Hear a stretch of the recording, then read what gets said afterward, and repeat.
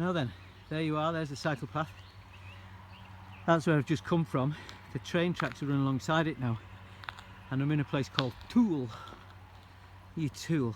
Anyway, see a church up on the hill. I've just bumped into 4 guys from Luxembourg, and they look like they were with Team Sky. They all actually red, white and black, the same as me. They all look like Team Sky or something. I had a chat to them, told them why I was here, but also told them that I was lost with no data and could give me an idea of how long it's going to be before I get to Brussels. And he said, well, we don't know because we've come from Bruges this morning, but on his phone it said it looks like 68 kilometres.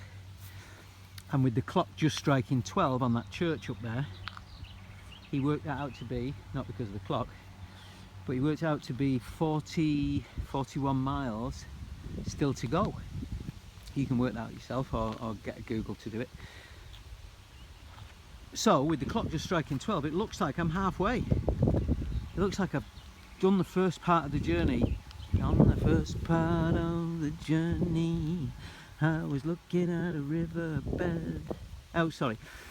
I've done the first part of the journey, halfway, we're there on schedule. Now then, he gave me some other interesting news. I said that I was hoping to be there, depending on the uphill and downhill business, by 6 o'clock. That gives me 6 hours, plenty of time, hopefully going downhill. He said, oh no. He says, if you hurry, you can get there for 4 o'clock in time to meet Donald Trump. Donald Trump is arriving in Brussels. Would you believe that? Donald Trump is arriving in Brussels at 4 o'clock, and he said, if I've got flat roads like this all the way and I don't get lost, I could be getting there at the same time as Donald Trump. I'll give him a piece of my mind, don't you worry. Now, the other thing I wanted to say, in England we get loads of these fields full of rapeseed and that now, with the farmers selling off for organic diesel and what have you.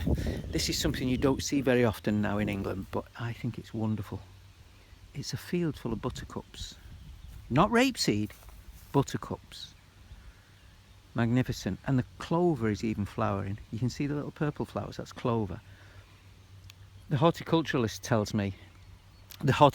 in me tells me that that means that this land is poorly drained. Well, you'd think so, wouldn't you, in the woods in the middle of nowhere? Not having been maintained. It's poorly drained, waterlogged, that type of thing. But it's great, isn't it, in the summertime? And the sun's just gone in a little bit now. But when the sun comes out, see that bit over there where the sun's on it? Bright yellow. A field full of buttercups. There you go. I'll leave you with that thought. I'm now going to set off. I'm going to try and get there for when Don gets there. Donald Trump and Andy Rose arriving in Brussels at the same time on political missions. Andy Rose, the Power of Now tour, saying farewell.